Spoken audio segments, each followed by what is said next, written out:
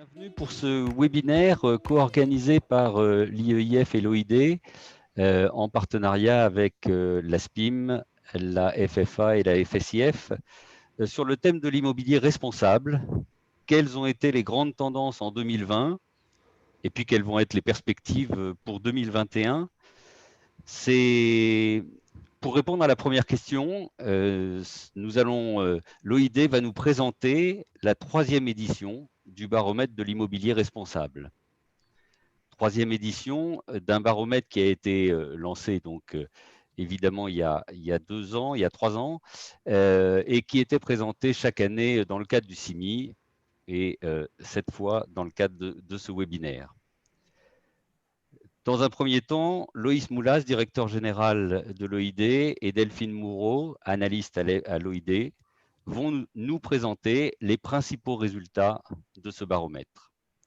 Dans un second temps, une table ronde réunira Isabelle Claire, directeur immobilier de placement chez AG2R La Mondiale et représentante du comité immobilier de la Fédération française de l'assurance, Véronique Donadieu, déléguée générale de l'ASPIM, Jean-Éric Fournier, directeur du développement durable chez Covivio et président de la commission développement durable au sein de la FSIF, et moi-même, pour évoquer les perspectives 2021. Bien évidemment, vous avez l'habitude des webinaires maintenant. Si vous souhaitez poser des questions, n'hésitez pas à utiliser l'outil Q&R en bas pour poser toutes les questions, à la fois pendant la présentation des résultats du baromètre, et du coup, je me ferai le relais auprès de Loïs et de Delphine, mais également pendant la table ronde qui suivra. Dernier élément, pour répondre à une question qui nous a été posée, la présentation qui va vous être faite sera envoyée à l'ensemble des participants. Voilà, je vous propose maintenant d'entrer directement dans le vif du sujet et je passe la parole à Loïs et à Delphine pour nous présenter les principaux résultats de cette 3e édition du baromètre de l'immobilier responsable. Merci Christian. Bonjour à tous. Donc, pour ceux qui ne me connaissent pas, je suis Loïs Moulas, directeur général de l'OID. L'OID est une association reconnue d'intérêt général composée des principaux acteurs de l'investissement immobilier français et de sa chaîne de valeur. Nous produisons baromètres, outils, décryptage, retour d'expérience sur les différentes thématiques ESG de façon plus ou moins technique. Vous pouvez retrouver tout ceci sur le site de l'OID et aussi sur notre centre de ressources Taloen. Et au même titre que la présentation sera envoyée à l'issue de ce webinaire, seront disponibles le résumé exécutif de l'édition 2020, le guide des 19 enjeux et le baromètre complet pour les personnes qui auront le temps de se plonger dedans. Donc, cette conférence, effectivement, est organisée par l'IEIF et l'OID. Elle va se dérouler en 2 temps. Mais avant de rentrer dans le vif du sujet, je voulais un petit peu contextualiser le travail qu'on réalise depuis maintenant 3 ans avec les différents partenaires qui ont été précités. Effectivement, aujourd'hui, nous sommes dans une période singulière où le contexte sanitaire, environnemental et sociétal semble avoir un effet catalyseur sur l'essor des pratiques d'investissement et de gestion responsable en France et aussi au niveau international sur la plupart des classes d'actifs. Pour autant, on a un phénomène d'accélération de 2 des principaux défis du XXIe siècle que sont l'érosion de la biodiversité et la crise climatique. Je lisais encore hier dans Le Monde que 2020 pourrait être l'année la plus chaude de notre histoire contemporaine. Et sans cet article, de toute façon, on sait qu'on est déjà à plus 1,8 degré par rapport à l'ère pré-industrielle en France métropolitaine. On était en 2019. Voilà. L'agenda sociétal, c'est le rythme à laquelle la société est capable de se transformer pour faire en sorte que demain, la préservation de notre qualité de vie et la manière dont nous vivons au quotidien, nos sociétés, puissent coïncider avec les limites de notre système Terre et donc les problématiques écologiques, quelles qu'elles soient. Donc, dans ce contexte, on peut penser que ce qui nous arrive cette année agit comme un catalyseur, comme un accélérateur de prise de conscience, et en témoignent également les dynamiques normatives et réglementaires pour une société durable, aussi bien au niveau européen que national pour les différentes classes d'acteurs économiques, dont les acteurs de l'immobilier. Donc, aujourd'hui, les indicateurs qu'on va vous montrer montrent bien qu'il y a une accélération dans les stratégies des investisseurs immobiliers de la prise en compte des critères ESG. On voit bien au niveau réglementaire et normatif qu'il y a une accélération. La question, c'est allons-nous assez vite? Et c'est la raison pour laquelle, il y a plusieurs années, nous avons décidé de lancer ce projet avec un certain nombre de partenaires, dont l'IEIF en premier lieu, et après les fédérations qui représentent la majeure partie des investisseurs immobiliers présents en France. Nous avons décidé de créer cet outil tout en sachant qu'il existait déjà un certain nombre d'agences de notation extra-financière. Mais ce que nous souhaitions faire, c'est pouvoir revenir aux questions sous-jacentes ESG, sortir de la logique de certification, de label ou de compliance qui permet in fine, qui décerne des étoiles, des notes, mais qui permet in fine à un gérant difficilement de s'approprier les problématiques sous-jacentes, énergie, climat, biodiversité, impact territorial, par exemple. Premièrement, donc c'était ça, c'était de revenir aux fondamentaux et sur l'ensemble de ces enjeux ESG, de pouvoir avoir une visibilité sur la manière dont le marché a avancé en France chaque année. Et aujourd'hui, on constate que ce projet qu'on avait imaginé en 2018 rencontre un franc succès, puisqu'on arrive à un taux de couverture de 82%, ce qui est rendu possible, je pense, par la transparence du modèle que nous avons développé, sa gratuité, et aussi et surtout le soutien de l'ensemble des partenaires. Donc, l'univers d'observation, ce sont bien les sociétés d'investissement immobilier cotées, les sociétés de gestion de portefeuille et les investisseurs institutionnels sur leurs investissements directs. Il correspond, cet univers d'observation, à 82% des 399 milliards d'euros d'actifs sous gestion, selon les chiffres issus de l'IUIF au 31 décembre 2019. Et ce travail d'observation est réalisé selon différentes méthodologies, selon que les acteurs aient des obligations de reporting annuel public ou non, selon que ces reportings soient audités par des tiers externes indépendants, des OTI, notamment les SIC, ou que ces reportings soient surtout déclaratifs. Donc, pour les uns, on envoie des questionnaires. Pour les autres, on pré-remplit les questionnaires qu'on leur demande de valider in fine. Toutes ces informations sur la méthodologie, de toute façon, sont disponibles dans le baromètre. Ce travail-là, donc, il repose sur l'expertise et l'énergie des membres du comité d'experts du baromètre que vous voyez ici. Il se réunit plusieurs fois par an. Son rôle, c'est d'orienter et améliorer le baromètre année après année. C'est valider notre grille de lecture ESG, notamment la définition des 19 enjeux, à savoir que nous en avions 18 encore jusqu'à l'année dernière. Et la nouveauté cette année, c'est un nouvel enjeu de gouvernance dont Delphine reparlera après. Et enfin, il nous permet d'approfondir l'analyse sectorielle des indicateurs ESG que vous retrouverez dans la version complète de notre étude. Et je tiens à remercier particulièrement l'IEIF qui nous permet en fait de mettre en relief l'ensemble de ces indicateurs ESG, des valeurs financières, puisque c'est l'IEIF qui nous fournit en toute confidentialité ces données et qui nous permettent derrière en fait de pondérer les stratégies d'un acteur par rapport à un autre en fonction de la valeur d'actifs qu'il gère. Voilà, je vais donc avancer rapidement pour pouvoir donner la parole à Delphine. Moi, ce que je voulais, c'était remercier donc l'ensemble de ces participants de ce comité d'experts et surtout l'ensemble des personnes qui ont accepté de répondre à l'enquête annuelle. Il faut savoir qu'aujourd'hui, cette enquête annuelle, elle est intégrée au questionnaire de la commission immobilier ou du groupe immobilier de la Fédération française des assurances.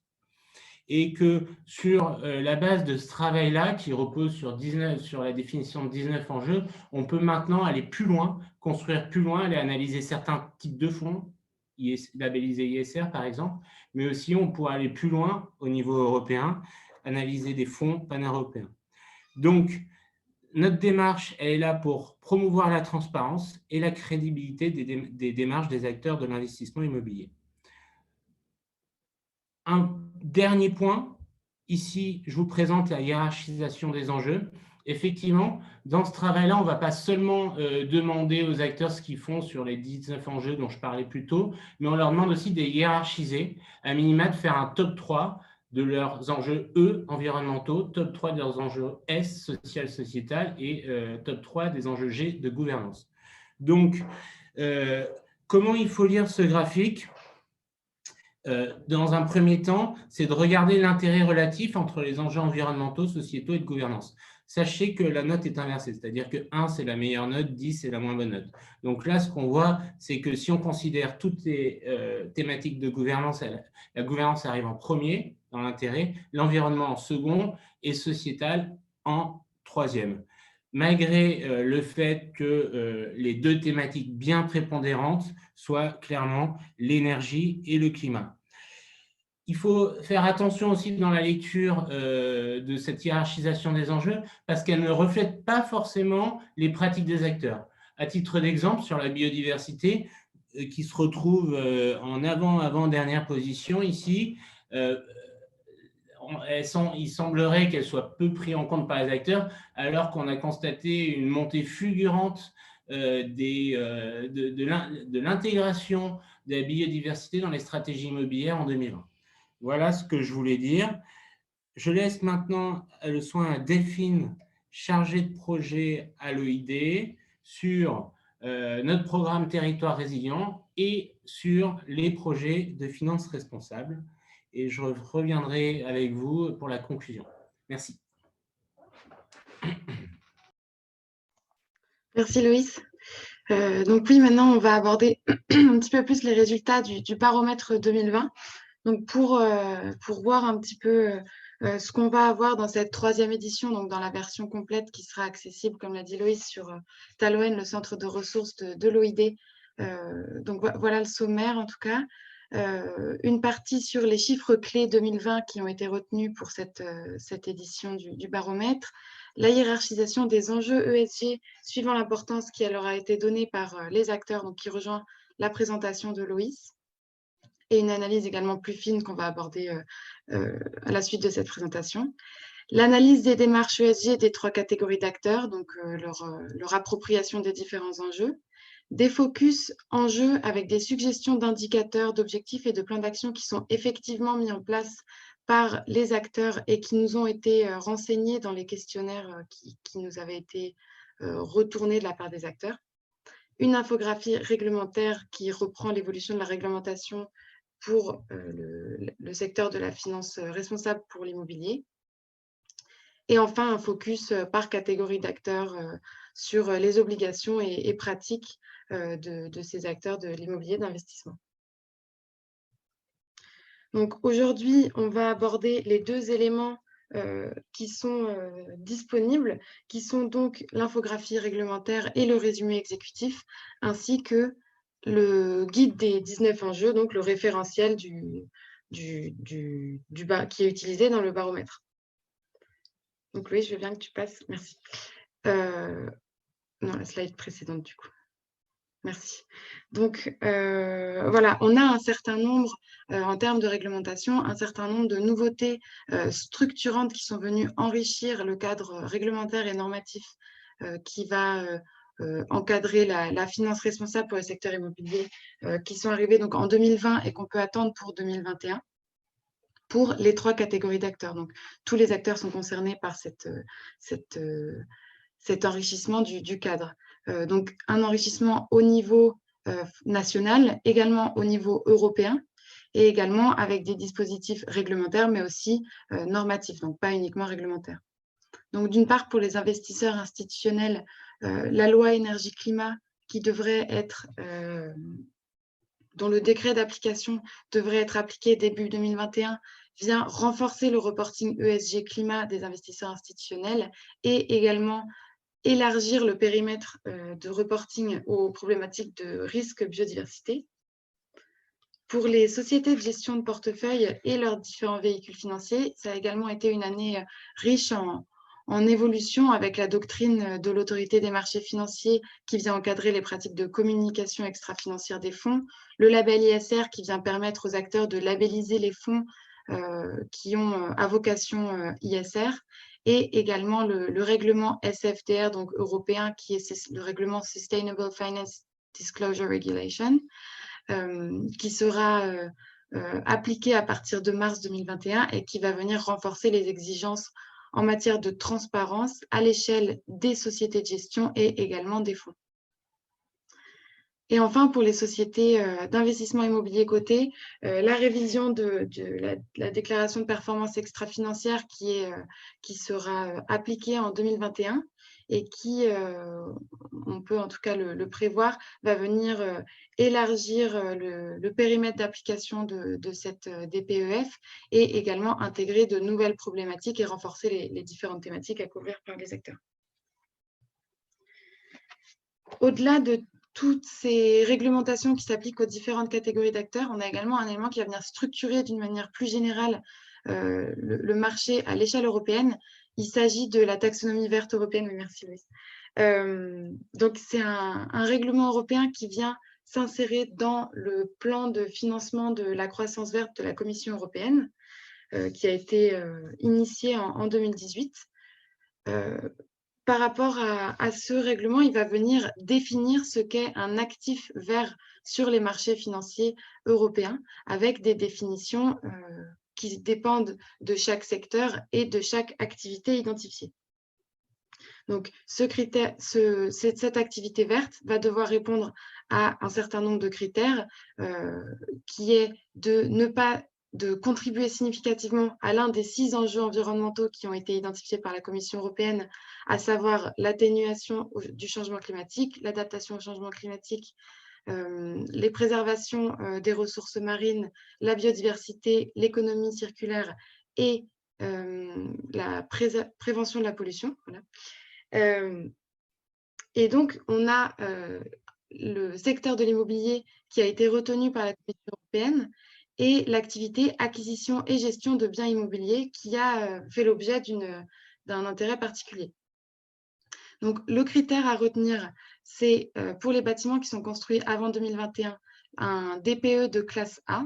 Et pour les bâtiments qui sont construits après 2021, c'est le même critère que pour le secteur pour l'activité construction, c'est d'avoir une consommation énergétique d'au moins 20% inférieure à celle fixée par la norme NZEB, qui est en France actuellement la RT 2012 et la RE 2020, qui devrait s'appliquer à partir de l'été 2021. Donc, ce qui est important de noter ici, c'est qu'anciennement, le critère pour les bâtiments construits avant 2021 correspondait au top 15% du marché local en consommation d'énergie primaire. Et donc, ce critère a été revu lors de la publication de la version finale, de la version brouillon du règlement mi-novembre, et est toujours soumise à concertation, donc c'est encore susceptible de bouger. Mais en tout cas, ce top 15%, on avait pu estimer le seuil qui allait se fixer à 247 kWh par mètre carré par an pour le bureau, donc à partir de la base de données de l'OID. Et on s'est aperçu en comparant avec les seuils du DPE que ce seuil de 247 kWh était abaissé à 50 kWh par mètre carré par an avec ce nouveau critère, ce qui correspond in fine à 2% du secteur des bureaux ici qui a été pris en exemple. Donc, on a un critère qui est beaucoup plus strict et donc qui va rendre l'exercice beaucoup plus compliqué pour les acteurs de l'immobilier. À noter également, comme j'ai dit, que c'est un critère qui est toujours en concertation, donc qui est susceptible de bouger, et qu'on a une révision du DPE qui peut être, enfin, qui est engagée et donc qui peut également modifier ces éléments. Donc, au-delà de tous ces éléments réglementaires qui viennent enrichir le cadre global de l'immobilier, on a ici une hiérarchisation des enjeux qui se focalise plus sur les différentes typologies d'acteurs et qui rejoint ce que nous disait Louise tout à l'heure, donc avec les 3 enjeux les plus importants pour chaque pilier E, S et G. Donc, ici, ces enjeux les plus importants vont être considérés comme les enjeux qui sont matériels pour les acteurs. Donc, qu'est-ce que la matérialité? Ça va être le fait pour un acteur de donner plus d'importance à un enjeu, donc un enjeu matériel et un enjeu important, compte tenu du contexte réglementaire ou alors des attentes particulières des parties prenantes ou encore des pratiques de reporting des différents acteurs. Donc, ça rejoint l'importance. Donc, quand on observe ces enjeux, on voit qu'il y a des similitudes entre les catégories d'acteurs, mais également des différences du fait de ce que je vous ai évoqué à l'instant. Donc, au niveau environnemental, on a justement les 3 enjeux énergie, carbone et résilience au changement climatique qui sont clairement identifiés comme des enjeux matériels par l'ensemble des acteurs de l'immobilier d'investissement. Donc, on peut expliquer ça notamment du fait que les enjeux énergie et carbone ont fait l'objet d'une réglementation depuis maintenant plusieurs années et les indicateurs sont largement connus des acteurs de l'immobilier, donc en termes de consommation énergétique ou alors d'émissions de gaz à effet de serre. C'est des choses qui ont pu être largement reprises par les acteurs. La résilience au changement climatique qui est également plébiscitée par les acteurs comme un enjeu matériel et qui a été identifié notamment du fait des nombreux rapports internationaux qui attestent de l'impact important du changement climatique sur les actifs immobiliers particulièrement. Donc, pour ce qui est des enjeux sociaux et sociétaux, on observe d'une manière générale que ces enjeux font l'objet d'une réglementation plus forte et ce qui va expliquer, en tout cas pour certains enjeux, une moindre prise en compte ou une moindre matérialité de ces enjeux qui sont de facto pris en compte du fait d'un cadre réglementaire plus contraignant. Donc, on retrouve la santé et sécurité des occupants en enjeu le plus matériel au niveau social, sociétal, et également le confort et bien-être. Donc, santé et sécurité des occupants, c'est particulièrement intéressant dans le cadre actuel de la crise sanitaire. Donc, on voit que les acteurs se préoccupent déjà de ces enjeux. Ensuite, la thématique du confort et bien-être, qui est une thématique clé pour le secteur de l'immobilier, dans la mesure où c'est notamment cet enjeu qui va déterminer l'attractivité d'un actif et donc la valeur de cet actif par la suite. L'accessibilité qui est identifiée par les investisseurs institutionnels et les sociétés de gestion de portefeuille. Donc, c'est un enjeu réglementaire qui, alors qu'il est considéré comme les plus importants par ces 2 catégories d'acteurs, apparaît comme le moins important pour les sociétés d'investissement immobilier coté. Donc, il ne s'agit pas de l'enjeu le moins important, c'est le moins matériel. Et on s'est posé la question de pourquoi. Du fait d'une forte réglementation, on peut présager qu'en fait, cet enjeu laisse moins de marge de manœuvre aux SIC qui, par ailleurs, sont actifs sur les autres enjeux ESG. Au niveau des enjeux impact social positif et impact territorial et emploi, donc même s'il ne s'agit pas des mêmes enjeux, ils ont quand même des points communs, notamment la notion de lien avec le territoire.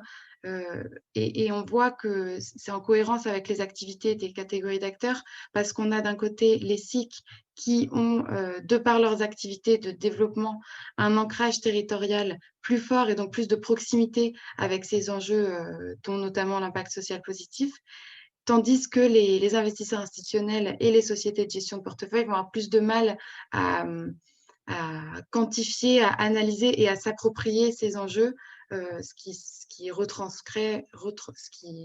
apparaît en tout cas dans ce classement. Et ensuite, pour les enjeux de gouvernance de manière spécifique, on a les mêmes enjeux qui apparaissent pour les 3 catégories d'acteurs, donc l'éthique des affaires, l'intégration des enjeux ESG et la gouvernance interne, dans un ordre différent, mais qui apparaissent pour tous en tout cas. Donc, On a, merci Louis, je veux bien que tu passes, voilà. On a sélectionné maintenant pour vous des chiffres clés qui ressortent de cette analyse 2020 du baromètre de l'immobilier responsable, donc qui est la 3e édition, je le rappelle. Et donc ces enjeux et ces indicateurs particuliers ont été sélectionnés du fait de leur résonance particulière dans le contexte actuel, donc réglementaire, contexte social, attentes particulières des parties prenantes, etc. À noter que d'autres indicateurs par catégorie d'acteurs et également pour l'ensemble du marché de l'immobilier d'investissement sont disponibles soit dans le baromètre de l'immobilier responsable qui sera accessible, soit sur demande auprès de l'OID. On peut toujours extraire d'autres indicateurs si jamais vous ne les retrouvez pas dans la publication par la suite. Donc, ce qu'il est intéressant de noter pour cette année 2020, on a 98% des acteurs de l'immobilier d'investissement qui vont communiquer sur le déploiement d'une démarche ESG pour leurs investissements immobiliers. Donc, c'est une pratique qui est en hausse de 7 points, donc ils étaient 91% en 2019.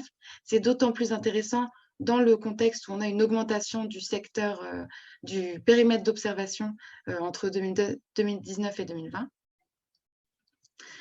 Par rapport aux outils qui sont utilisés par les acteurs, on a 78% des acteurs qui déclarent avoir réalisé une cartographie des risques climatiques pour appuyer leur démarche ESG, donc cartographie des risques physiques et des risques de transition, une pratique qui est en hausse de 36 points par rapport à l'année dernière. Donc, on voit que les acteurs se saisissent de cet enjeu, notamment dans un contexte où les investisseurs ont de plus en plus d'attentes sur ces enjeux, notamment avec les recommandations de la Task Force on Climate-Related Financial Disclosure, ou encore avec les incitations réglementaires, notamment la loi énergie-climat qui va venir renforcer ces pratiques. Toujours au niveau des outils qui sont utilisés, 71% des acteurs déclarent prendre en compte les enjeux ESG dans leur politique d'investissement et de gestion de portefeuille et 41% l'ont structuré dans une grille d'investissement ESG qui va leur permettre de flécher leurs investissements vers les actifs les plus vertueux. Donc, on peut s'attendre à ce que ces investisseurs soient déjà, ces acteurs soient déjà prêts, en tout cas, à l'application de la taxonomie qui va venir identifier les actifs verts à ce niveau-là. Excuse-moi Delphine, oui. Il te reste 4 minutes. Oui, ça marche. Ensuite, au niveau de l'impact territorial et emploi, Loïs l'a dit, on l'a vu sur le classement abordé par Loïs, c'est l'enjeu qui apparaît comme le moins matériel et c'est intéressant de mettre ça en perspective avec les attentes des Français donc, qui sont, d'après un sondage réalisé par Vigeo Eiris et le Forum pour l'investissement responsable français qui se préoccupe en premier lieu de l'emploi. Donc, on a vraiment un décalage entre les préoccupations des Français et les préoccupations des acteurs de l'immobilier d'investissement qui peut être intéressant à noter et qui peut poser des questions. Donc, pourquoi, notamment du fait d'un manque d'indicateurs disponibles. Donc, ensuite, au niveau des indicateurs objectifs et plans d'action qui sont mis en place par les acteurs. Dans le contexte actuel de la crise sanitaire, on a 75% des acteurs qui ont un indicateur de suivi sur la santé et la sécurité. Donc, on peut s'attendre à ce que ce soit un indicateur qui augmente dans le baromètre de l'année prochaine, en tout cas.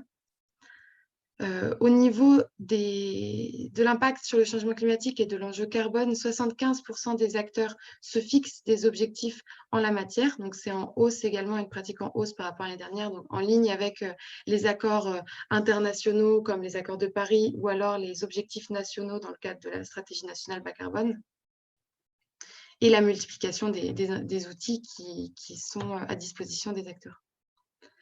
65% des acteurs maintenant déclarent mettre en place des plans d'action en matière de biodiversité sur tout ou partie de leur parc immobilier. Donc, une pratique qui est également en hausse de 43 points par rapport à l'année dernière. Donc, on voit clairement que la biodiversité est un sujet qui préoccupe les acteurs et que les acteurs se saisissent et mettent en place vraiment des actions à ce niveau-là. Et pratique qui sera également renforcée par la loi énergie-climat. Et enfin, au niveau de l'énergie, donc dans le cadre du décret tertiaire, 74% des acteurs déclarent avoir un objectif au rapport à la consommation d'énergie, et donc qui rejoint, comme je le dis, souvent les objectifs fixés par le décret tertiaire. Donc, ces indicateurs se basent, comme je l'ai dit, sur le référentiel utilisé par l'OID, qui est les 19 enjeux pour un immobilier responsable. Donc, vous les avez sur cette slide. Ils ont été élaborés à partir de l'analyse des matrices de matérialité des acteurs de l'immobilier et également à partir de l'analyse des référentiels internationaux en matière de performance extra-financière, et vérifié par le comité d'experts que Loïs a présenté en introduction. Donc, on a retenu 7 enjeux environnementaux, 6 enjeux sociétaux et 6 enjeux de gouvernance.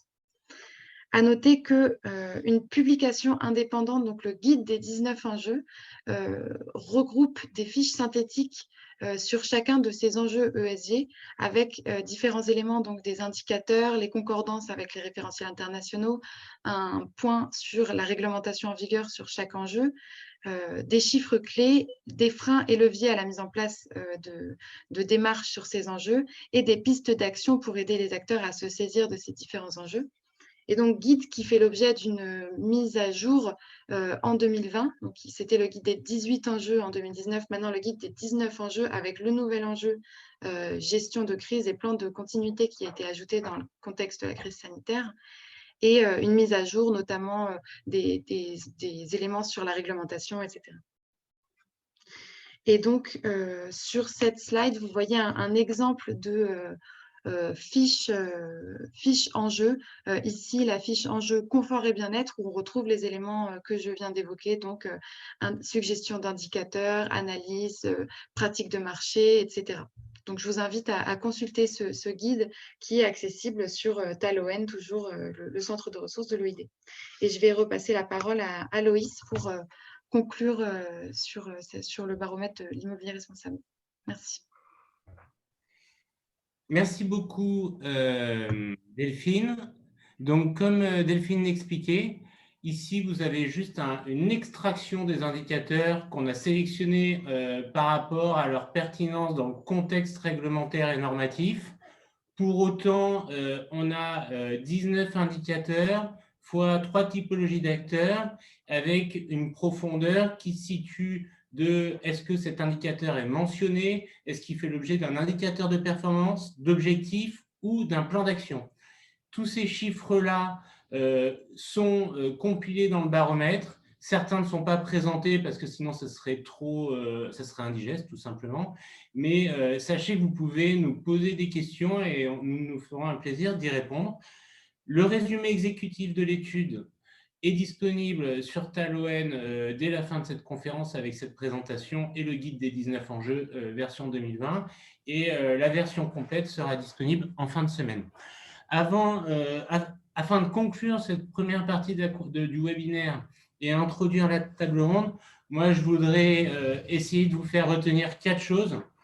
La première, qu'on n'a pas forcément mis en exergue dans la présentation à l'instant, mais qu'il faut quand même avoir en tête, c'est que compte tenu du contexte, les investisseurs institutionnels et les sociétés de gestion de portefeuille sont en train de rattraper un certain retard qu'elles pouvaient avoir et tendent vers le niveau d'excellence des SIC françaises.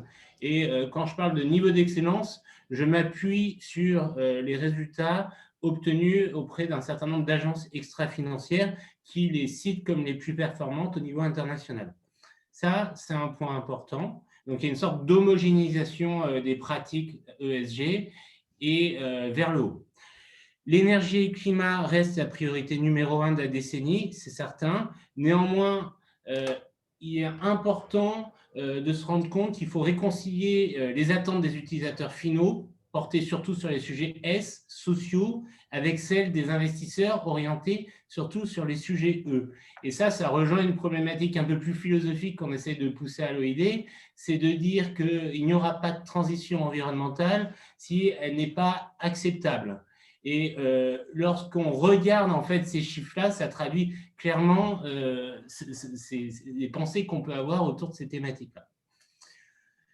Avec l'essor formidable de la finance responsable, réglementaire, pratique, on se rend bien compte que l'extra-financier est en train de devenir financier et que des outils sont en train d'être mis en place pour faire émerger des questions de valeur verte. Et enfin, on tenait aussi à remercier tous les directeurs, qui soient ISR, RSE, DD, technique, enfin quels qu'ils soient, d'avoir participé à cet exercice qui a vocation à s'installer dans le temps, annuellement, et s'enrichir avec des analyses complémentaires.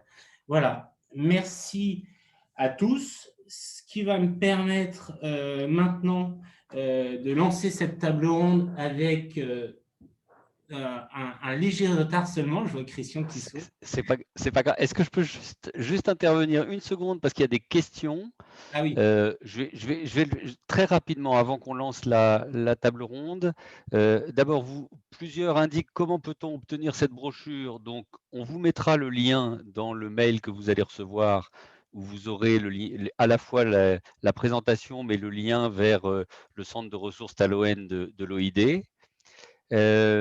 Par contre, juste une question, dans quelle mesure la biodiversité est-elle prise en compte? Quels sont les champions français? C'est peut-être une question pour la table ronde. C'est peut-être une... Allô? On a perdu Loïs.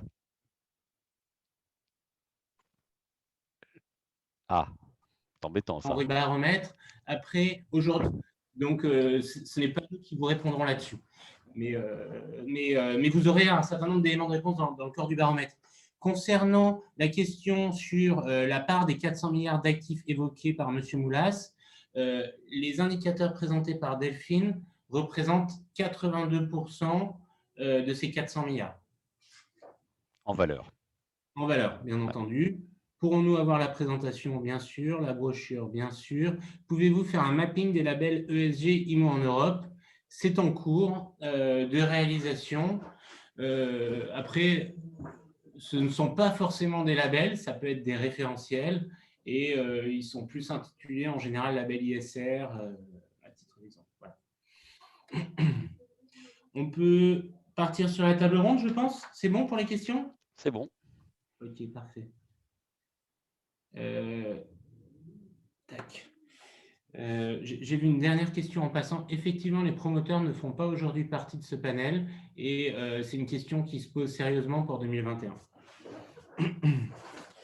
Alors, donc, pour la table ronde, nous avons souhaité faire intervenir les représentants des différentes typologies d'acteurs immobiliers qu'on observe au travers de cet exercice annuel.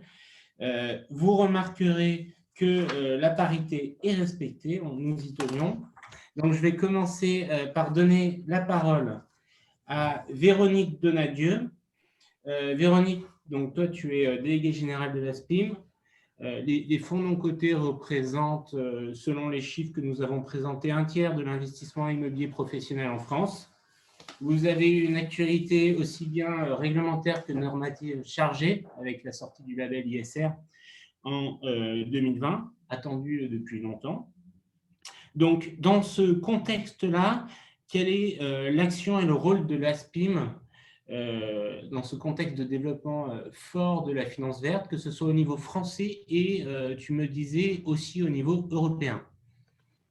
Oui, bonjour à tous et à toutes. Merci d'abord à l'OID l'IEF de m'avoir invité à participer à cette table ronde. Je voulais juste, à titre préliminaire, saluer le travail de l'OID, parce que je trouve que ce baromètre est formidable pour une prise de recul, un exercice de prise de recul de toute la profession, qui quand même souvent a le nez dans l'opérationnalité, la technique, et puis la mise en perspective grâce à ce baromètre, justement, entre ce qui est attendu et l'attente du grand public des investisseurs et puis des Français, par rapport à ceux qui peuvent proposer des produits d'investissement. Et donc, ça, justement, ça peut mettre en exergue, en lumière des décalages et donc amener toute une profession à s'interroger et donc à agir. Et donc, je trouve ça vraiment formidable.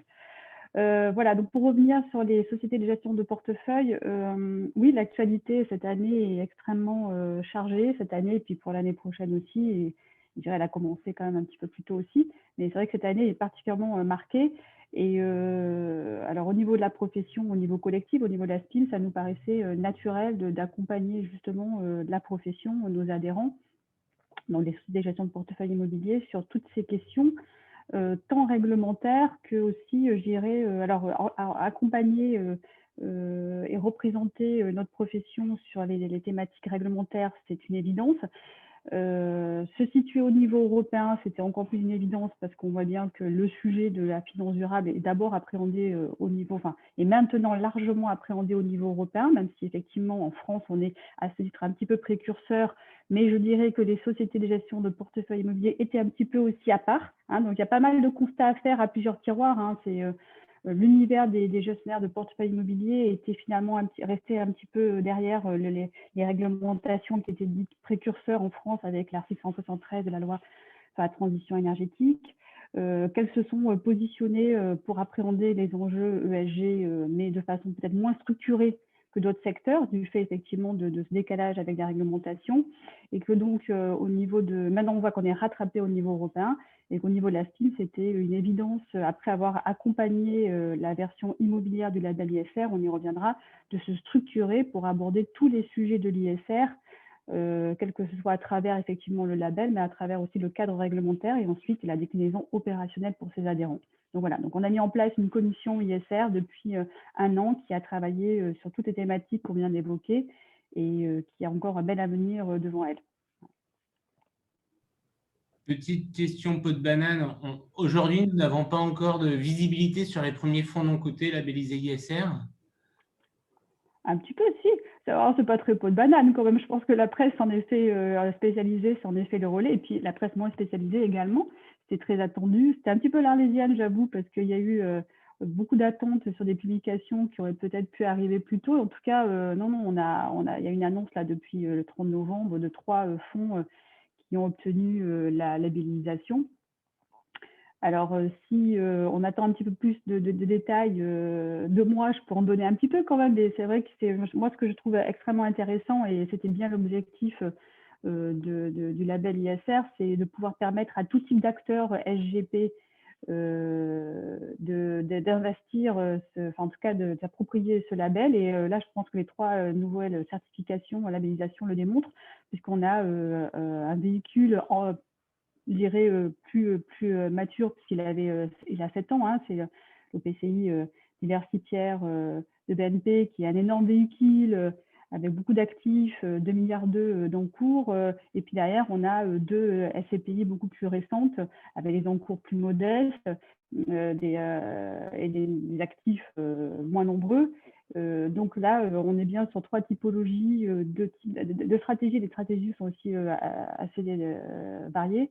Donc, je trouve ça très intéressant. Et puis, on va avoir de nouvelles certifications, labellisations qui sont annoncées, notamment très prochainement sur un véhicule qui a beaucoup d'actifs. Ça sera très intéressant, je crois plus d'une centaine d'actifs.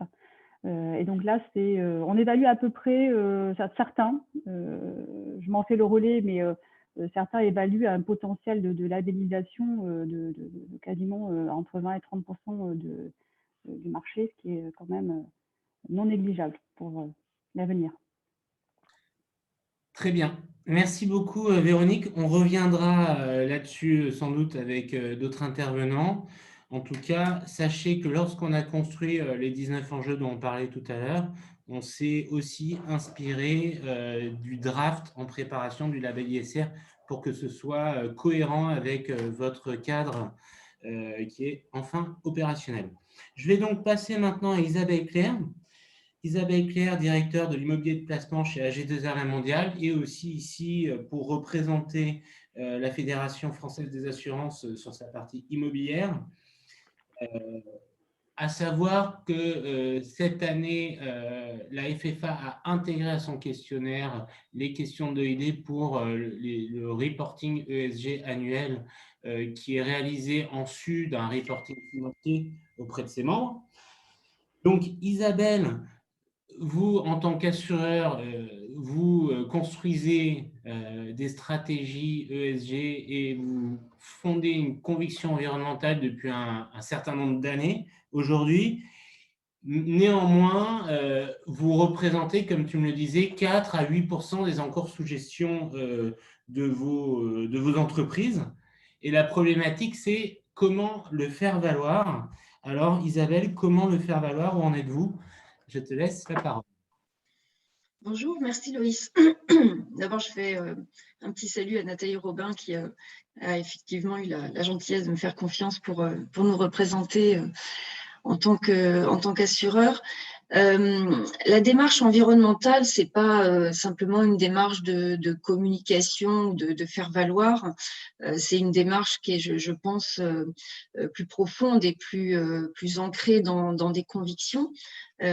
Pour illustrer sur notre portefeuille, depuis 2012, il y a eu la prise en main de critères, alors qui se sont enrichis évidemment au fil du temps, puisque initialement les critères ils étaient essentiellement sur des consommations d'énergie, des consommations de déchets, et puis les années passant, on a intégré beaucoup d'autres choses qui sont sur le risque climatique, sur le confort et sur des caractéristiques de l'immeuble, à la fois, encore une fois, dans sa construction, dans son utilisation. Et donc aujourd'hui, on arrive sur un niveau de finesse où pour les principaux actifs du patrimoine, nous sommes en mesure d'avoir une cartographie de ces différents éléments, donc une vingtaine de critères. On se fait accompagner, en l'occurrence, sur notamment toute la collecte des data, parce que c'est un exercice qui est évidemment très consommateur de data. Et donc, c'est une bonne chose qu'il y ait d'ailleurs des passerelles qui se fassent entre les différentes organisations qui communiquent et qui gèrent autour de ces sujets, donc Confer, OID, FFA. Et c'est quelque chose qui j'espère, pourra encore plus s'élargir parce que évidemment c'est une communication avec chacun des locataires, avec donc voilà, avec toute la vie de l'immeuble, et sur quelque chose qui est également à la fois facilité sur les grandes surfaces par la mise en place d'annexes au beau vert. Donc c'est quelque chose qui, on va dire, est dans ce cas-là intégré dans la philosophie du locataire, puisqu'il y a des échanges régulièrement sur ces sujets. Lorsque ces baux ne sont pas partie prenante du bail, c'est un travail plus pédagogique et de conviction. En tout cas, c'est un chemin, encore une fois, qui s'est fait bottom-up, en partant vraiment de la granularité des actifs. Et aujourd'hui, on est pour dire les choses concrètement, puisque les objectifs qu'on s'était donnés étaient notamment sur des objectifs de certification, donc à la fois sur les immeubles qui sont en construction, en développement, puisque le patrimoine, au sein par exemple de notre portefeuille, revendique une forte composante de création de valeur sur le développement et la restructuration. Donc on a 55% du portefeuille qui a fait l'objet de gros travaux ou de construction qui est labellisé ou certifié, on va dire. Et puis, on a aujourd'hui 25% du portefeuille en exploitation qui fait l'objet d'une certification. Les objectifs, ils sont de grimper significativement sur ces montants. Par exemple, objectif 2022, on s'est donné 65% sur tout ce qui est construction, rénovation, et 60%, donc ce qui est extrêmement ambitieux, sur ce qui est exploitation. Et effectivement, ça a été mentionné précédemment, comme toujours, les premières marches sont plus faciles à gravir que les marches suivantes. Et on est assez conscient que sur les premières étapes, il suffit parfois d'avoir un petit peu de la logique, de la bonne volonté. On est probablement aujourd'hui à l'orée de quelque chose où on rentre dans le dur, entre guillemets. Il va falloir investir dans les immeubles pour franchir les étapes suivantes de diminution, encore une fois, de contribution à ce qui serait néfaste à l'environnement ou une hausse de la trajectoire température.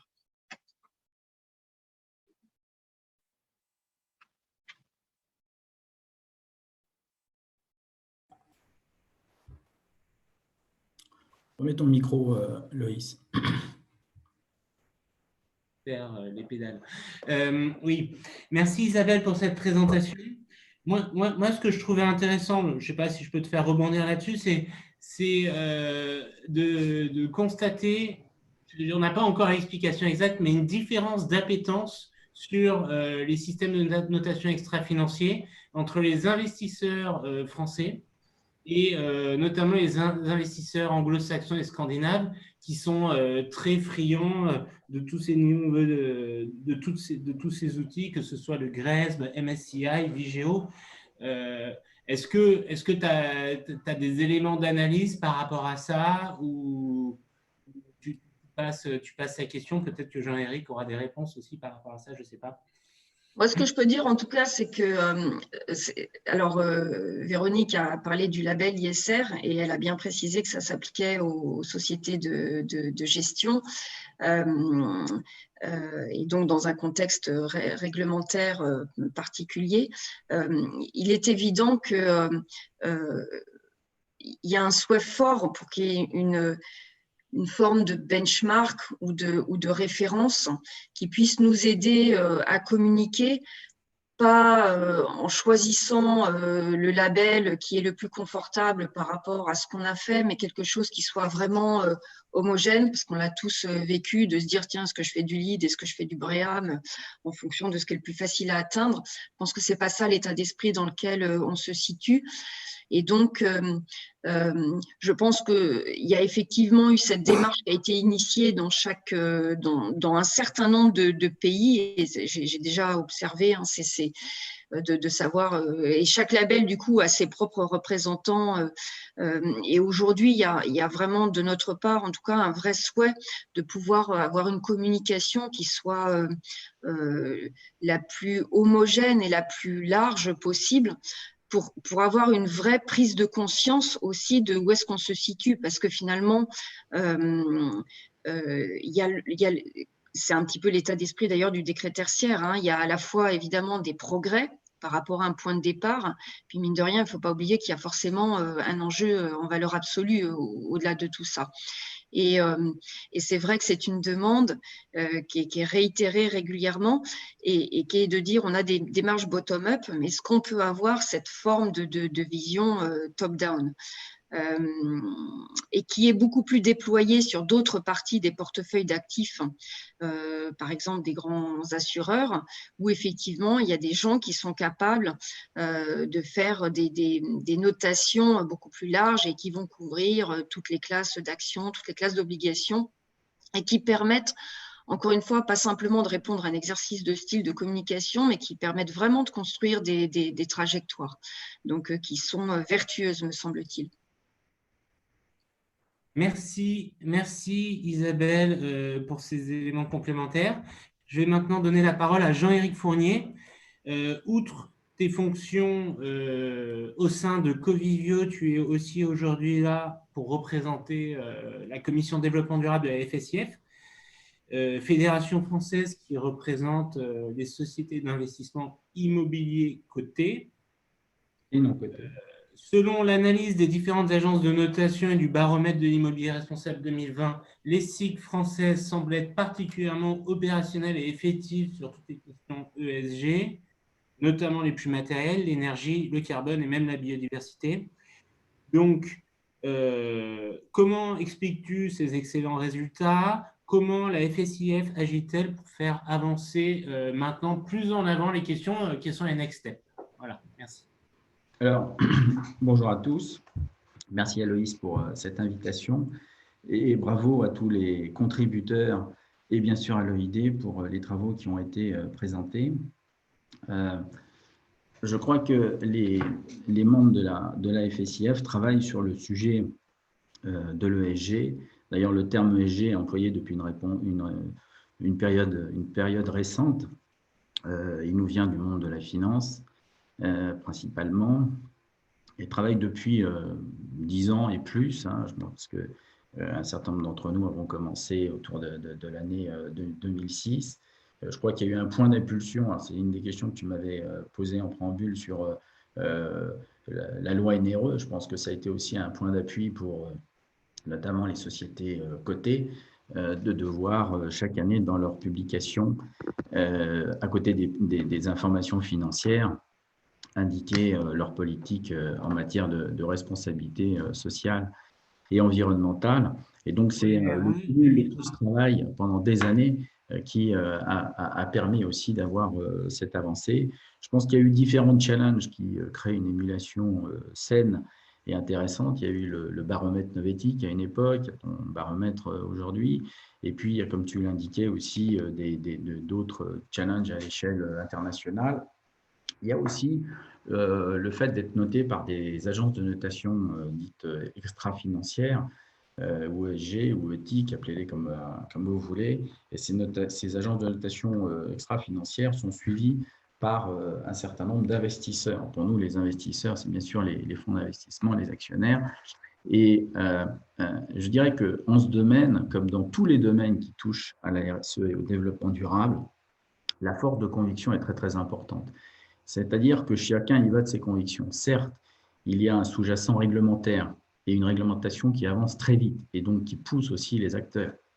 Certes, il y a les marchés, les marchés, je sais pas, en bureau par exemple, soit en France ou ailleurs à l'international, le fait d'avoir une certification globale, c'est-à-dire pour la France, HQE, BREEAM principalement, à l'international, ça peut être aussi le LEED, en Allemagne on trouve des GNB, etc., qui sont des marqueurs très forts et qui montrent que sur les 360 degrés de la RSE, les acteurs ont dans une opération immobilière donnée, que ce soit en neuf, que ce soit en rénovation ou que ce soit sur des immeubles d'exploitation. J'ai vu passer la question tout à l'heure, qu'est-ce que vous faites sur les immeubles d'exploitation? Mais il y a aussi des certifications sur l'exploitation qui vont être des marqueurs forts de la performance RSE d'un actif.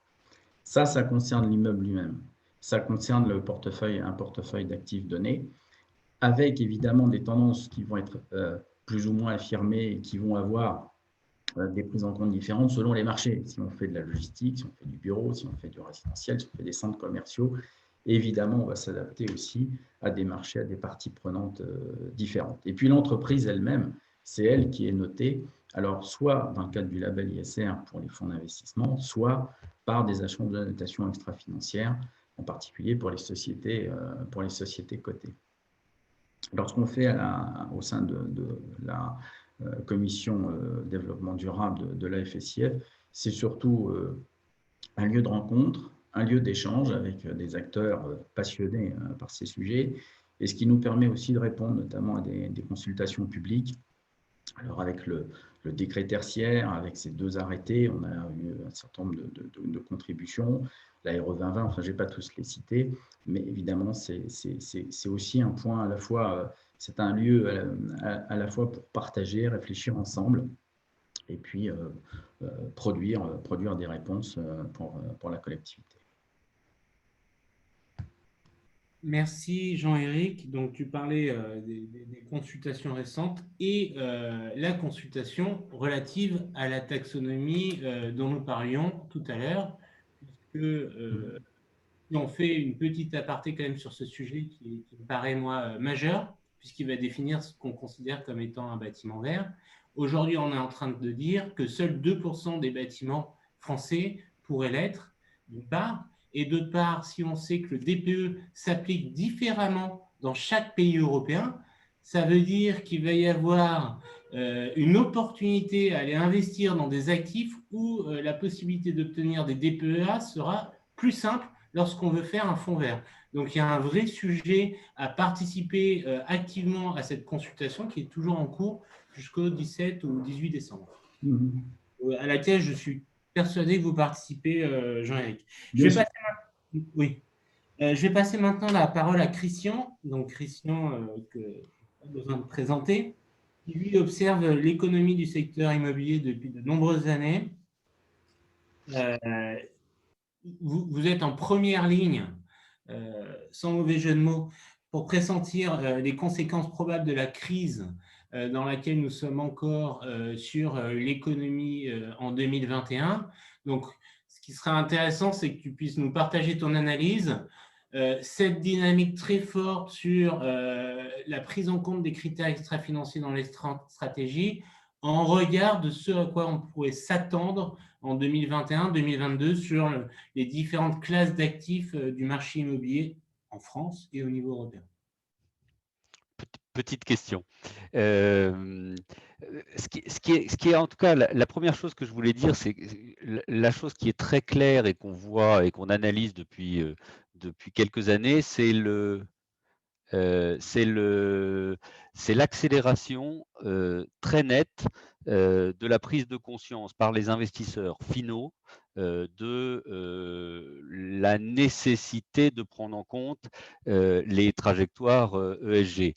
J'ai envie de dire que on est passé d'une vision qui était plus marketing, communication, avec un peu de conviction chez un certain nombre d'acteurs, à aujourd'hui j'ai envie de dire 90 ou 95% des investisseurs finaux qui sont absolument persuadés que ça devient un des éléments fondamentaux en termes d'investissement. J'en veux pour preuve bon, à la fois la croissance de l'attention portée au reporting ISR dans le monde, l'augmentation des fonds ISR de manière générale, de manière particulière dans l'immobilier. Et très clairement, c'est quelque chose qui nous apparaît comme une tendance fondamentale qui va se poursuivre et qui va s'accélérer. Et probablement que la crise sanitaire a été un catalyseur complémentaire de la prise de conscience de l'importance de la prise en compte et de la lutte contre ce changement climatique.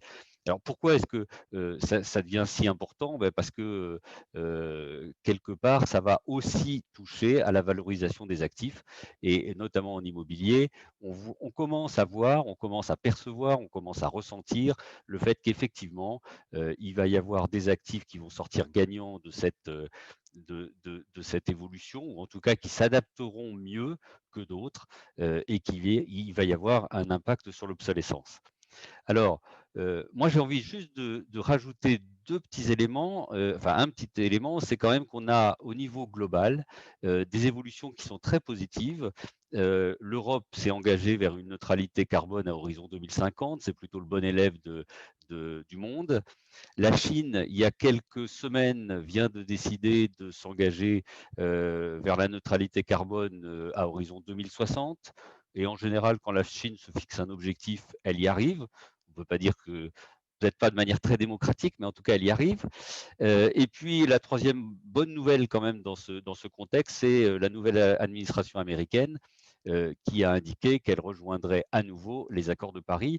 Donc, en tout cas, quelque part, je voulais remettre ça dans cette perspective globale parce que ça veut dire qu'on va avoir un soutien, enfin une accélération, à mon avis, de la poussée en matière de la prise en compte de l'ESG et de l'ISR. Pour autant, c'est vrai que 2021 va être une année difficile sur le plan économique. Je ne surprendrai personne en disant ça, même si on a aujourd'hui peu de visibilité sur l'impact positif que pourra avoir la montée en puissance de la vaccination. Très clairement, on va avoir une matérialisation de la crise économique que nous n'avons pas pour l'instant, parce que le bouclier de protection qui a été mis en place par les États est particulièrement efficace, mais que malheureusement, il masque un certain nombre de difficultés de beaucoup d'entreprises et qu'on risque d'avoir, au fur et à mesure où il diminuera, on risque d'avoir une augmentation du chômage qui malheureusement a déjà commencé et un certain nombre de défaillances d'entreprises. Alors, ce qui est vrai, c'est que dans les crises économiques, en général, ça pourrait temporairement amener l'attention portée au changement climatique, aux critères ESG, à passer au second plan. À mon avis, je ne suis pas convaincu que ça va être majeur, sauf pour ceux qui effectivement seront en train de lutter pour leur survie. Mais la crise, mais je pense que l'horizon aujourd'hui du changement climatique, de la lutte contre le changement climatique et la prise en compte plus largement des dimensions ESG a vraiment été intégrée, y compris par les acteurs économiques. Je ne parle pas que des investisseurs, mais aussi des utilisateurs. Alors, tu me disais quel lien avec les actifs. En tout cas, ce qu'on a fortement vu pendant cette crise, c'est une accélération très très forte de la digitalisation de l'économie française à travers d'une part le télétravail, la montée en puissance du télétravail, à travers le développement encore plus de l'e-commerce. Ça avait déjà commencé depuis un certain temps. Et on voit bien que tout ça, ça va entraîner des évolutions structurelles très forte pour plusieurs classes d'actifs immobilières. Bureaux et logements, parce que les deux ne vont pas sans l'autre, à travers l'importance que prendra le télétravail à l'avenir. Commerce et logistique, à travers le développement du e-commerce. Alors, c'est un peu tôt pour en tirer des lignes directrices et des conclusions, mais ce qui est très clair, c'est que les usages vont continuer à se transformer. Comment dire, la résilience des actifs sera très liée à leur flexibilité, notamment en termes d'usage, et que ces évolutions, quelles qu'elles soient, vont amener une accélération de l'obsolescence des actifs. Et que si on rajoute à ça, d'un certain nombre d'actifs en tout cas, et si on rajoute à ça le changement climatique, ben, on voit bien que la prise en compte à la fois de ces caractéristiques ESG qui sont fondamentales et également des transformations structurelles en cours, va entraîner, à mon avis, une divergence de plus en plus forte entre des actifs qui pourront être résilients et qui résisteront, je dirais, à ces évolutions, et d'autres où malheureusement il va falloir se poser la question de leur transformation, de leur évolution, de leur remise sur le marché.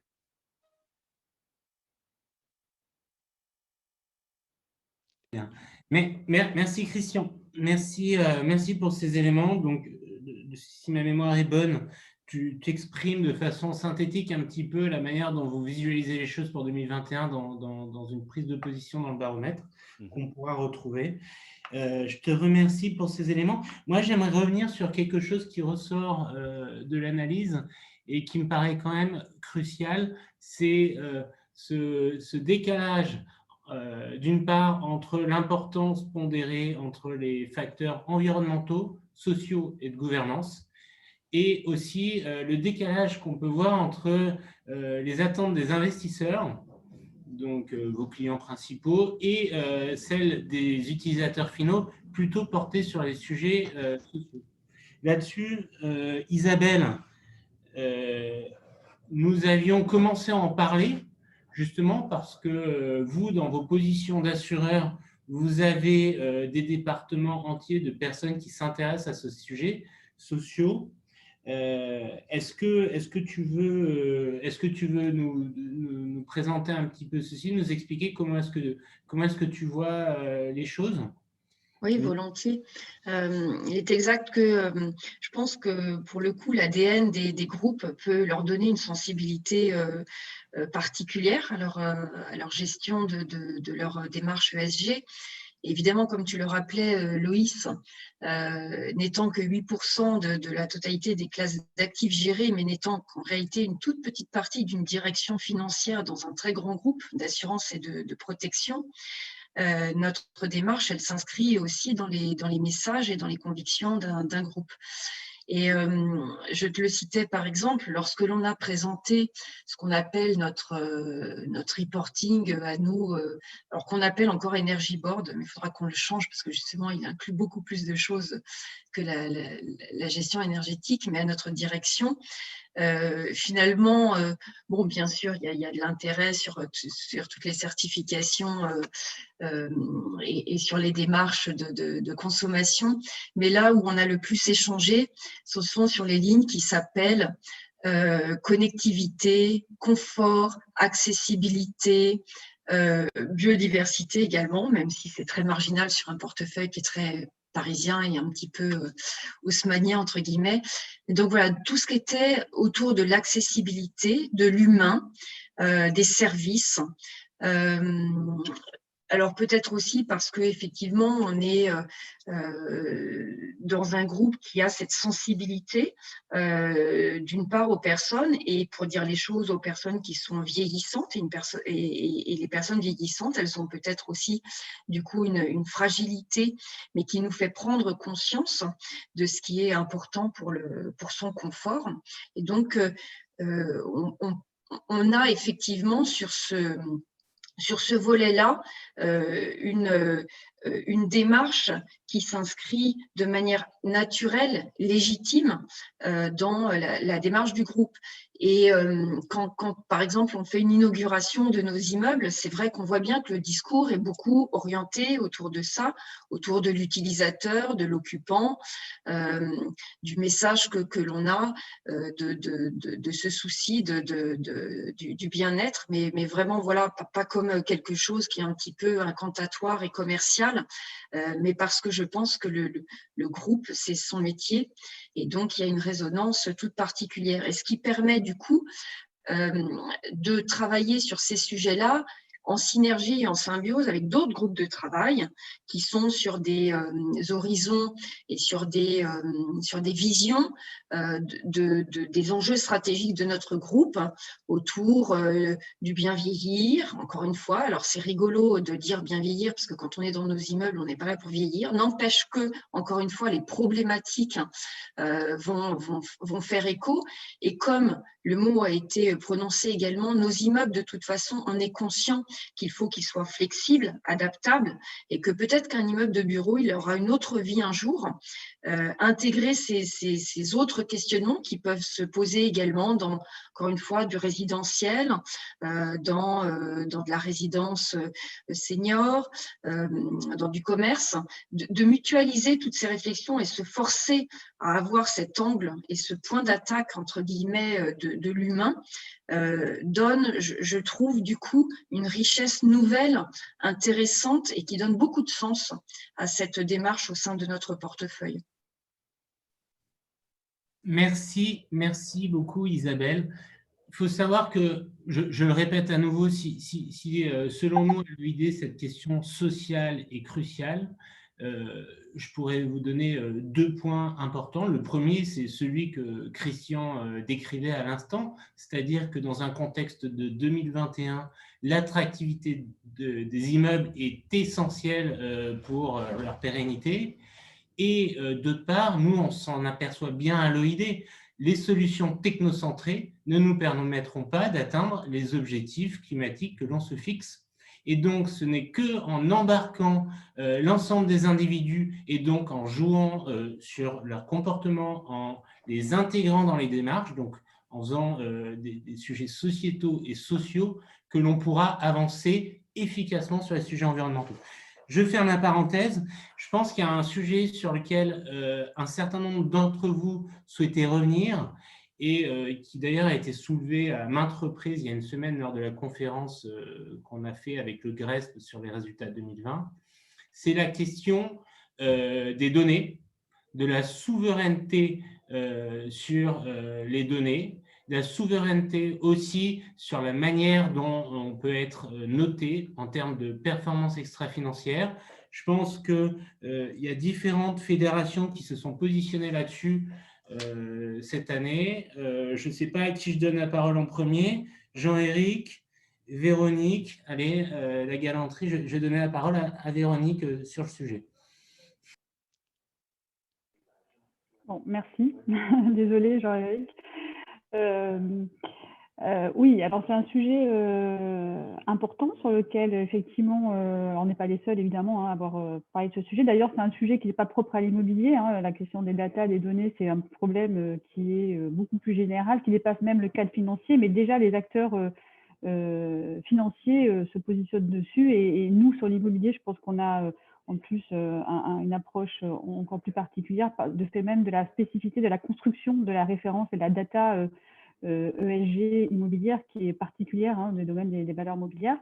Alors oui, on s'est positionné notamment à travers notre réponse à la stratégie renouvelée de la Commission européenne en matière de finances durables, qui était clairement un enjeu identifié par l'Union européenne. Oui, alors on s'est positionné sur cette question de souveraineté, d'autant plus que, pour repartir un petit peu plus loin, le label ISR, la version immobilière, qui, je rappelle, en fait, est un label qui s'applique au niveau du portefeuille entier, puisqu'il y a bien 95% des actifs qui doivent être notés ESG, par l'objet d'une analyse ESG, va permettre en fait la production de data, de références, de mesures, ce qui est novateur et sur lequel on va devoir aussi capitaliser. Donc moi, ce que je veux dire, c'est que sans nécessairement parler de souveraineté française, c'est plutôt de construire en fait une alternative, et notamment grâce à ces données qui vont être collectées, une alternative européenne, plus ouverte, plus accessible que ce qui existe à l'heure actuelle. Pour nous, c'est clairement indispensable pour mener une analyse des performances ESG sur les actifs immobiliers et puis pour pouvoir développer des approches ESG. Voilà, donc il s'agit plus de protéger les intérêts des acteurs européens et de leur offrir des opportunités de développer des stratégies. Et tout ça, ça passe à notre sens par le développement, je dirais, d'une meilleure connaissance des data, enfin des références, des indicateurs, mais qui soient aussi appropriables par tous, ce qui n'est pas à notre sens le cas aujourd'hui. Voilà.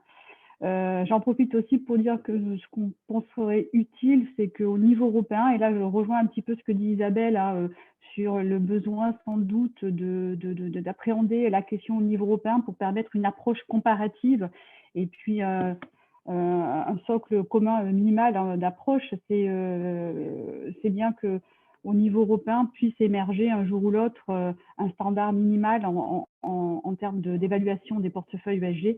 Ça permettrait quand même de garantir la qualité et puis la comparabilité, ça nous semble très important. Merci Véronique. Jean-Éric, est-ce que tu veux compléter sur ce sujet-là, peut-être, avant qu'on prenne les questions? Oui, sur la gestion des data, alors c'est un vaste sujet. Effectivement, il y a à la fois un certain nombre d'organismes, d'agences de notation, d'organismes aussi comme le GRESB, qui collectent à travers, alors eux, c'est pas à travers l'Europe, mais c'est vraiment à travers le monde, un grand nombre de data. On va avoir en France aussi la plateforme Opéra avec un T dans le mouvement du décret tertiaire qui va concentrer énormément d'informations. Je pense qu'il y aura d'autres expériences de cette nature qui vont se multiplier. Et avoir un seul standard, en fait, j'y crois pas beaucoup. Je ne pense pas qu'il y ait un méta-standard qui va apparaître. Je pense qu'il y a trop de compétiteurs, même si pour l'instant, ce qu'on observe, c'est quand même un regroupement. Tu citais Vigeo tout à l'heure. Vigeo a été fusionné avec Moody's. Parmi les grands, comme la grande agence de notation extra-financière allemande a été rachetée par ISS, le Dow Jones Sustainability Index qui est préparé par Sam Group. Sam Group a été racheté par S&P. Enfin, je ne vais pas tous les détailler, mais on se rend compte à la fois qu'on assiste quand même à un regroupement des acteurs et puis une clé de lecture qui se dessine, qui est éminemment américaine. Dans les clés de lecture internationales, il y en a déjà. Il y en a déjà depuis longtemps avec la Global Reporting Initiative. Il y en a plus récemment avec le SASB qui est américain. Et là aussi, je pense que sur la taxonomie européenne qui, comme son nom l'indique, va avoir comme limite notre belle Europe, en même temps est en train de susciter des vocations en Asie, sur différents continents. Mais je pense qu'à l'arrivée, ce qui va jouer aussi, c'est beaucoup de la clé de lecture financière et en particulier nord-américaine. Merci beaucoup Jean-Éric pour ce complément d'information. On va passer maintenant aux questions. Christian, tu veux t'en saisir si tu les as déjà en tête ou on les passe en revue ensemble? On les passe en revue ensemble. Quelles sont les bonnes pratiques à checklister pour les points ESG? Moi, je pense que si vous partez de zéro, vous avez là une hiérarchisation de ce que le marché d'investissement immobilier français considère comme le plus matériel.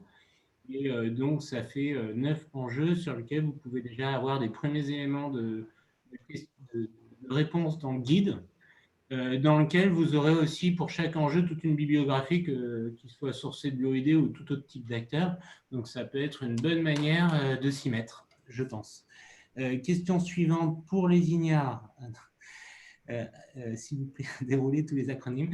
Donc, OK. des bureaux. Sur la valorisation des bureaux, ce que tu disais, Christian, c'est qu'aujourd'hui, on n'a pas encore assez de recul pour savoir de quelle manière ça évoluera sur leur valorisation, je me trompe?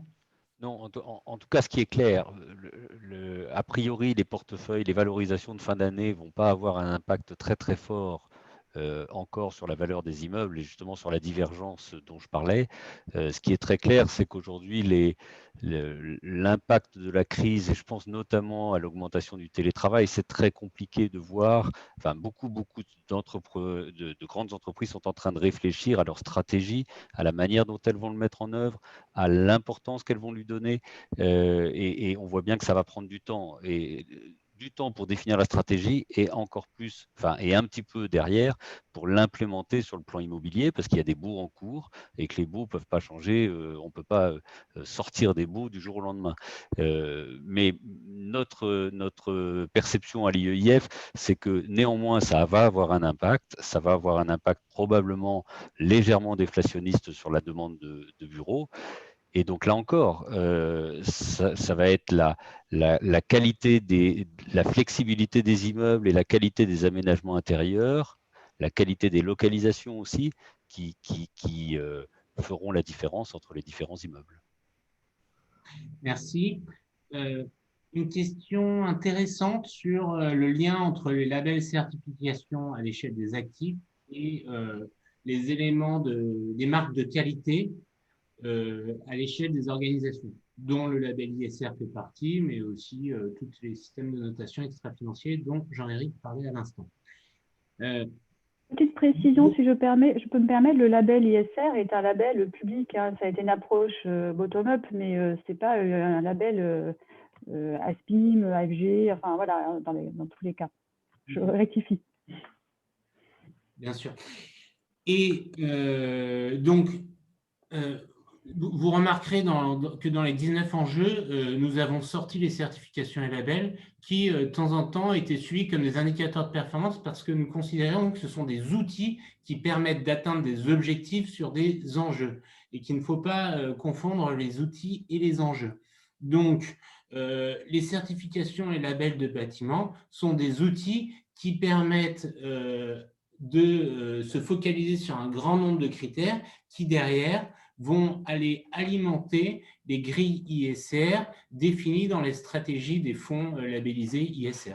Donc, c'est comme ça qu'il faut le voir. Après, vous pouvez avoir certains fonds ISR qui vont se fixer comme indicateur de performance un taux de bâtiments certifiés ou labellisés, mais ce ne sera généralement pas le cas pour tous.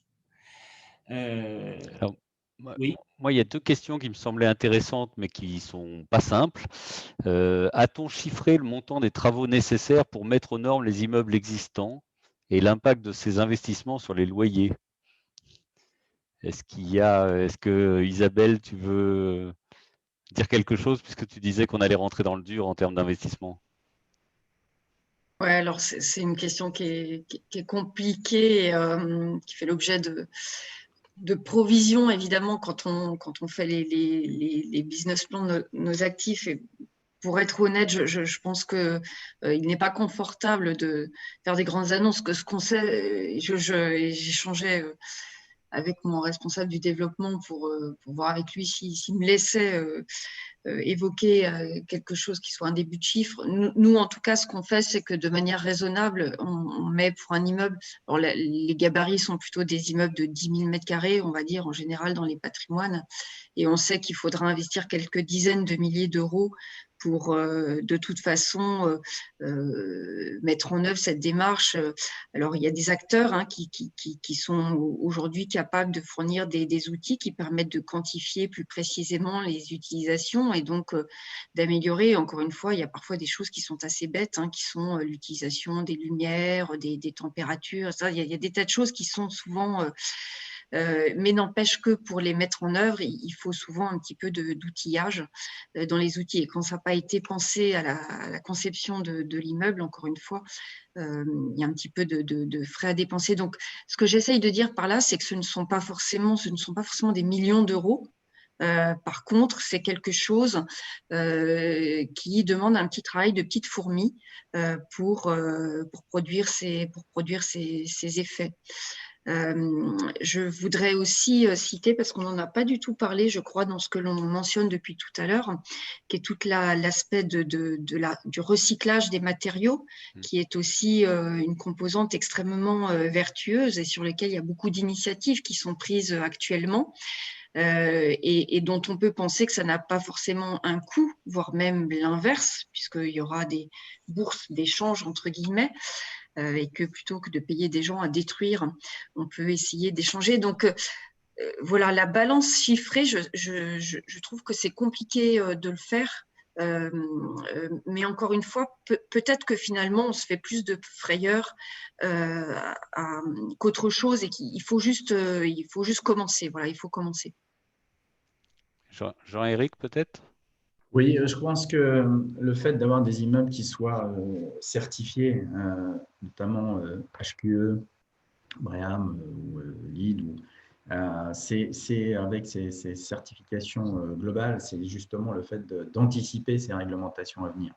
Et quand on a des portefeuilles qui sont déjà très largement certifiés, c'est-à-dire que c'est un élément de comparabilité, c'est un élément de benchmark, c'est un élément de transparence, mais ça montre aussi que les immeubles sont déjà très avancés par rapport à une réglementation donnée. Et évidemment, c'est un moyen très fort de lutter contre l'obsolescence pour ceux d'entre nous qui se sont déjà livrés largement et massivement à l'exercice. Ce qui va compter beaucoup, ça va être la flexibilité de l'immeuble. Ça a été dit tout à l'heure. C'est la flexibilité physique pour s'adapter aux nouvelles conditions de travail qui évoluent sans cesse. Et puis, c'est l'évolutivité aussi du point de vue de la connectivité, qui sont vraiment des enjeux majeurs aujourd'hui. Les entreprises continuent à avoir des besoins en extension en matière d'informatique. Le télétravail n'est pas là pour ralentir la chose.